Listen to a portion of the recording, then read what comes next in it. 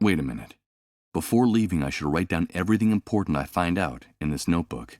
It might come in handy if, as Rod says, I'm one of the blankheads the great wave left in its wake.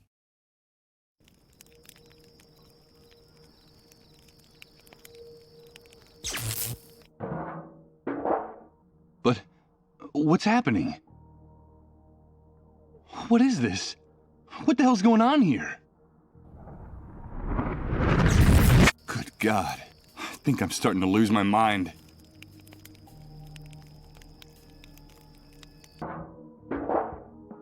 Damn it, what's going on?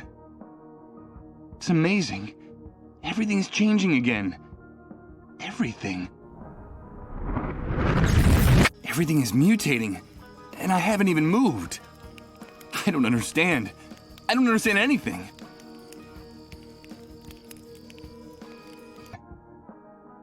It's like floating in a dense liquid, while everything around me is transformed. Good God, I think I'm starting to lose my mind.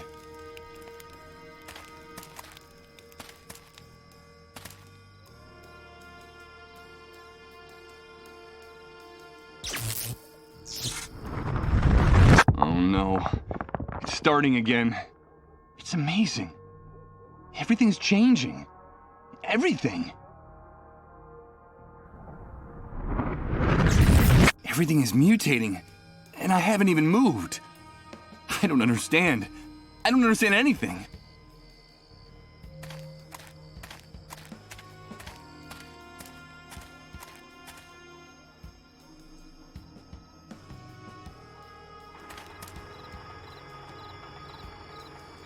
She's a very young woman, practically a girl.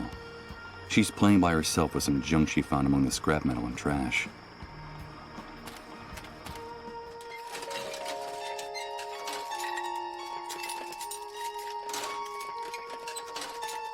Hello, Mr. Sleepyhead. Excuse me? What did you call me? You're Mr. Sleepyhead. I saw you sleeping in Colin's trailer. I'm so glad you're awake now. I wasn't asleep. I was sick for a long time in that trailer. No, you weren't sick. You were sleeping. Like a big brown bear, Sir Sleepyhead. Sometimes I used to watch you sleeping in Rod's house, and you would grunt in your sleep like a bear. A great big lazy bear, Mr. Sleepyhead. But I'm glad you're awake now. I like your voice. You sound like a knight in a fairy tale. Mr. Sleepyhead? No, that's not my name. I'm Michael. No, you're just trying to fool me. You're Mr. Sleepyhead. My name is Rose. There's something odd about this girl's behavior. It's true that she's very young, but she talks like a little girl. Nice to meet you, Rose. So, do you know Rod and Colin too? Of course. I go over to their house a lot. Well, when they let me out of the van, that is. Rod and his wife have been very nice to me. Sometimes they let me play with Colin. We're very good friends. Are you a friend of Rod's and Colin's too, Mr. Sleepyhead? Yes, I'm friends with them too. Do you want me to tell you a secret, Mr. Sleepyhead? Of course. I have your old clothes. The ones you were wearing when Rod and his wife found you. I have them in the van. They were going to throw them away, but they gave them to me to wrap my baby in. He'll be cold now that winter's coming. Your baby? You have a baby, Rose? Yes, I have a baby, but he's not with me right now. He got lost. Have you seen him? Do you know where he is? I have another secret to tell you, Mr. Sleepyhead. Back in the van, Rose, now. Move your ass. Get in there. Another secret? Just a minute. Wait! Get in that van, Rose. It's a very important secret, Mr. Sleepyhead. Something about you. Something about before the Great Wave. But first I have to find my baby. Have you seen him? Come on, Rose, you heard me. You don't want to get us mad now, do you? I have to go. Goodbye, Mr. Sleepyhead. Poor girl. She's obviously mentally ill. She's just a little girl in a grown-up's body.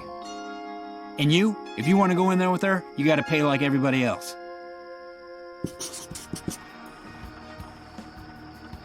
Hey, you guys. You talking to us? Let me into the van.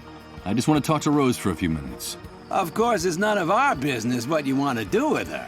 But if you go into the van, you gotta pay the price. Got any money on you? No, I don't have any on me. Then come back when you do and quit bothering us. We have a very busy schedule, you know? The girl said something about a secret involving me. Something from before the Great Wave. It seemed important. But what is it? Maybe it was a product of her madness. But I need to talk to her inside that van to get some answers. I'll come back with the money. Now that sounds much better. I see that we're starting to speak the same language. That poor girl's not right in the head. She acts like a little girl. How can you people be so unscrupulous? Rose is an adult. She's earning a living. Like we're all trying to in this camp. Mind your own business, pal. You're abusing a poor, disturbed girl. Us? Taking advantage of Rose? Us? You want to insult us? We're giving her room and board. She's got nothing to complain about. But she's gotta work. That's the only thing we ask of her in return. That's the way things work now. Bring us the money, then you can get in the van with her. Hey, do us a favor and spare us all that sanctimonious crap from the old world, pal. Don't waste our time.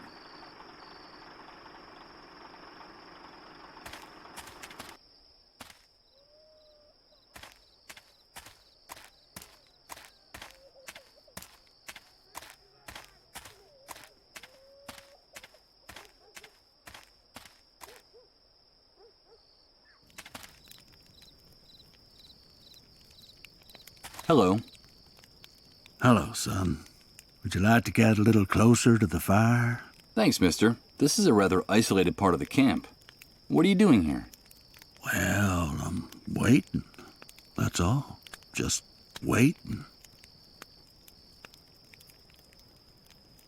You're waiting. And what is it you're waiting for exactly? Nothing in particular. The usual. For the fire to go out, for sunrise, for it to get cold again. I'm waiting for something to change, or for everything to stay as it is. I'm just waiting. You're too young to understand. It's starting to get cold. Where's your tent? Or your trailer? Yes, I had a tent once. They issued me one when I decided to enter the refugee camp after the Great Wave. The trailer was out of the question. They went to the families with the best contacts. Ah, you know how it is. Even in purgatory, some people are more equal than others. You say that you decided to enter the camp. Does that mean that people weren't forced to come here? Oh, no. Of course not. Why would they have to force us? The catastrophe hit the city hard. Those of us who had lost our homes were invited to come here. In principle, it was temporary, just until the authorities got the situation under control and started rebuilding. We used to have food, water, and a place to sleep. But now it's more like a prison camp than a refugee center. What happened? I don't really know. I guess something went wrong. The new housing they promised us never got built. And in the end, the army seized control of the camp. The food ran out, and then the water supply. Nobody bothered to replace them. Seems like our lives didn't matter anymore. I see. In time, things in here started to get very ugly. There were riots, uprisings, and the army decided to close the gates of the camp without any notice. One day they decided that no one could enter or leave here. Well, actually, people still could. Enter, that is. Now, this is where anyone who gets in the way in the city ends up. Or anyone they don't know what to do with. So, this has turned into something like a concentration camp. That's right, son. That's exactly what it is. You know, it's funny. I remember when my father told us about the war in Europe. about all the persecution, deportations, those overcrowded cattle cars. That all sounded to us like an old movie, an old horror movie. And look at us now. I guess some things never change. They just stop being visible for long enough for us to forget about them. And where's your tent now? It was stolen from me a while back. They fetch a good price on the black market now. Stolen? But how could anyone... You seem to be new in the camp, am I right? These things happen nowadays. It's best to take things as they come. The reality of the new world is very simple, son. The soldiers and the moles do whatever they like on this side of the fence. And the hunter and his men run the black market and all the dirty rackets. I suggest you memorize all this. The hunter? I've exchanged a few words with him, but I hardly know him. Yes. The man who protected me during all the shooting. He seems like someone with good connections and some answers. Could he know anything about the drug for treating the dissolved? Do you know where I can find him? You can find him in those barracks at the back. That's his... well, let's say it's his logistics office. Now, the hunter is very dangerous. Watch your step around him and his men. I happened to meet his father when he was young. He was a violent, degenerate son of a bitch. A real asshole. And I'm afraid his son has followed in his footsteps. Let's talk about something else.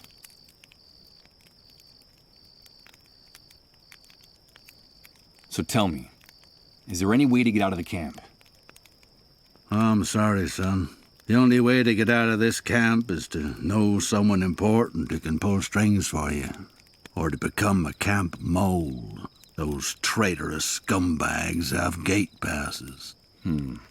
I see. I'm not surprised you want to get out of this shithole. You've no doubt got something to do or someone to find out there. Well, they say things are better in the city, that there's order and that things are starting to function again. But who knows? Well, at least they have Reverend Blake and the consolation of Suicide Park. Suicide Park? What's that? Nah, just a song that drifts into the refugee camp from the other side of the fence now and then. And the first dark stars come out to hang from the sky. We could sit and count them together, you and I, when the sun departs from Suicide Park. I'm sure you still have some hopes, some dreams. I'm afraid you're just too young to understand it.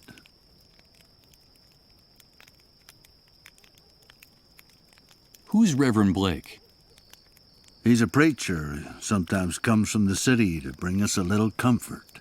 Now, some people make jokes about him, but many of us believe that he's a prophet. You should hear him speak sometime. His words etch themselves deeply into your soul. That's why he has so many followers inside and outside the camp. And what was the extent of the Great Wave's impact? How are things beyond the city? Truth is, I couldn't tell you.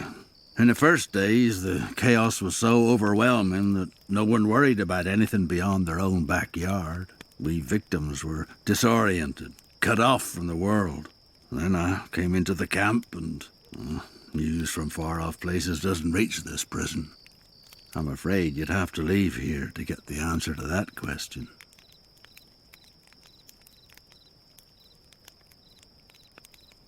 I should be going on my way. Have a pleasant wait, mister.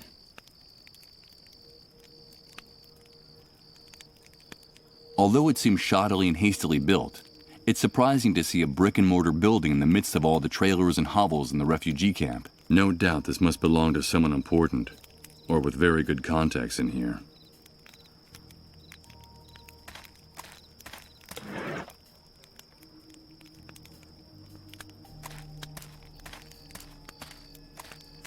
Okay, here goes. It's impossible to budge these drums at all. I don't know what they contain, but whatever it is, it weighs a ton. It's a thick cable that runs along that building's roof, but I can't see it very well from here. It's too high.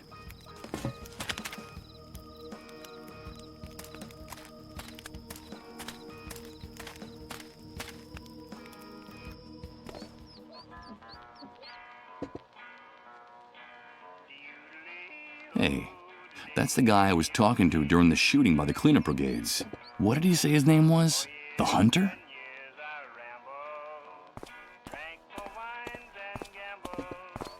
Mike, my friend, it's nice to see you again. Hi. Guys, this is my friend Mike. He's new around here. We met at one of the cleanup brigade's latest parties. Isn't that right, dude? Pull up a seat and have a drink. We like to be hospitable to newcomers. Something tells me I shouldn't accept that drink. That it's not a good idea. Not anymore. No thanks, I don't drink. Okay, Mike, whatever you say. But I'm not accustomed to people turning down a drink. At least, not in my own establishment, in front of my men. So tell me, what brings you here?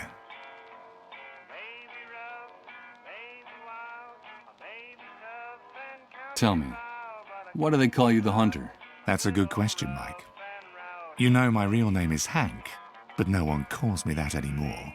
Now I'm the Hunter, because I can find you what you want, when you want it. You know, it doesn't matter where it is, how fast it runs, or where it tries to hide. The new world gave me a new name and a new life. A new life? Yeah, a new life. It's hard to explain, dude. But I think in a way, you and I are similar, Mike. That's why I like you. Let me explain it to you. It was the Great Wave.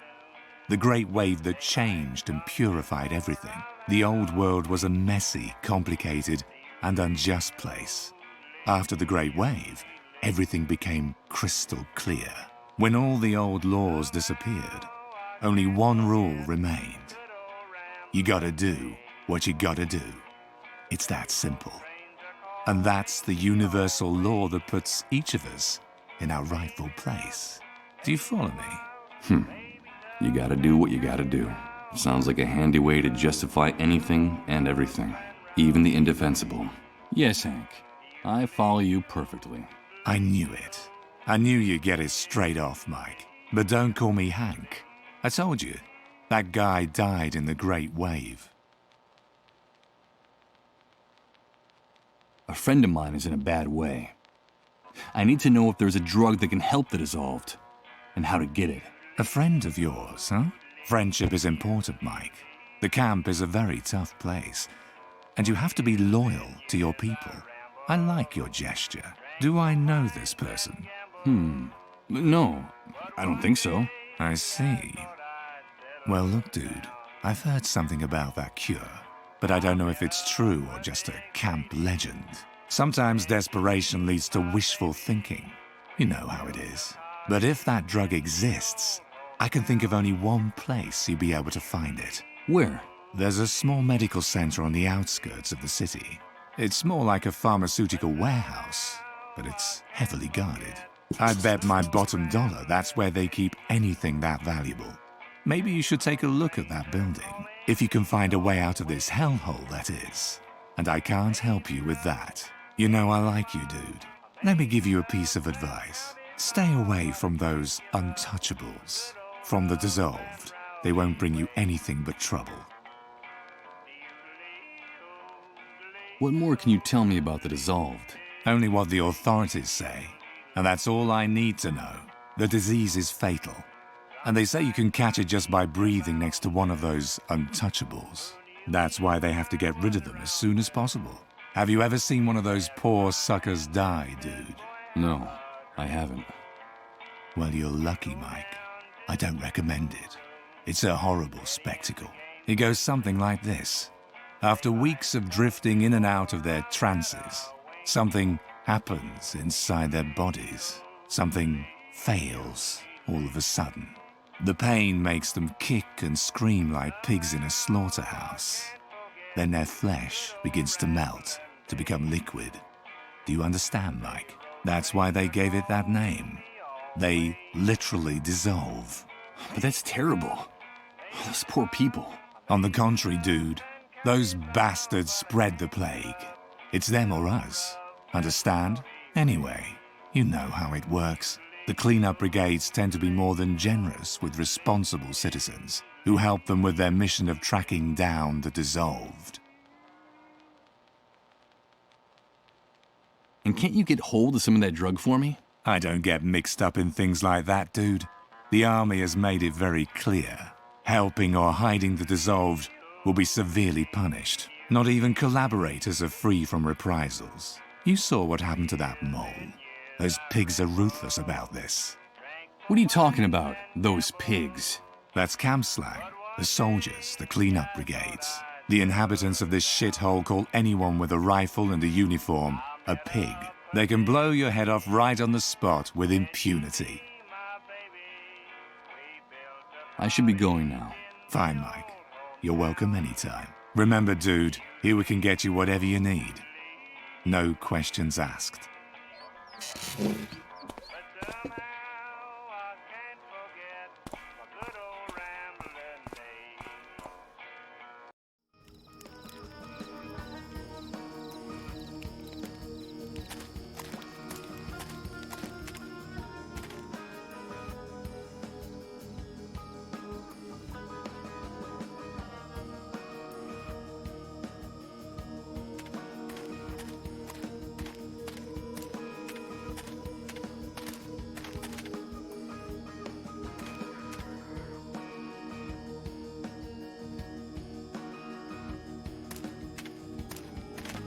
Where do you think you're going, Rat? No one leaves here without a pass, unless it's with a bullet between the eyes. Yes, and we can take care of that for you if you don't get away from that gate. Come on, stick your neck out. We could use a little entertainment tonight.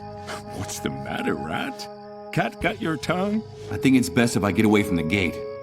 I'm afraid their threats are deadly serious. Sorry, guys. I'm not looking for trouble. You say that I can only get out of the camp with a pass. Where can I get one? Only soldiers and moles have passes for entering and leaving the camp. And you don't look like either one of those things. So get lost. Well, sometimes we can make an exception, but only if the person who wants to leave is generous enough. And why exactly do you want to leave the refugee camp? What did you lose on the other side of the fence, Rat?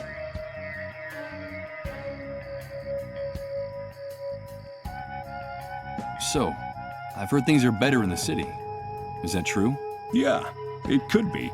But that's none of your business. What do you care? If you're gonna die in this dump anyway.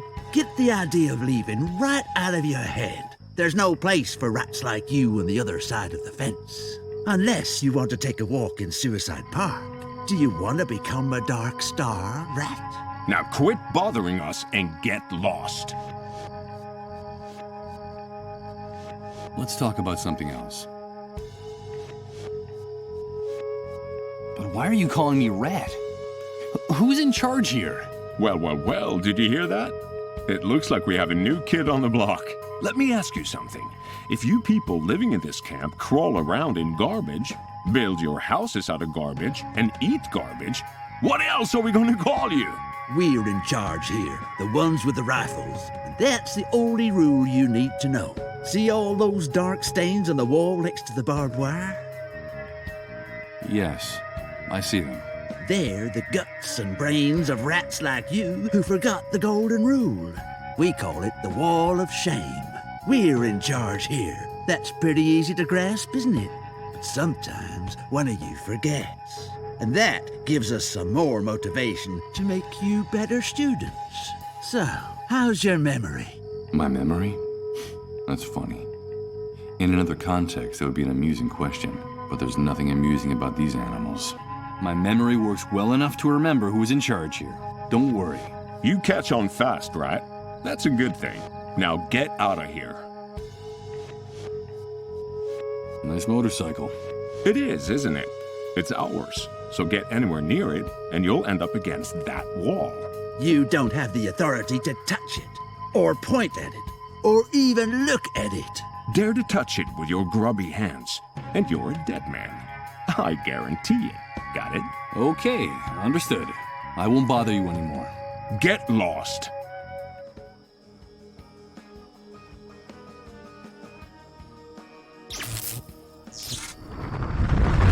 no. Here comes that sensation again. It's like floating in a dense liquid, while everything around me is transformed.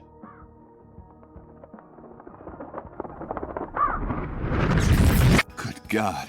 I think I'm starting to lose my mind.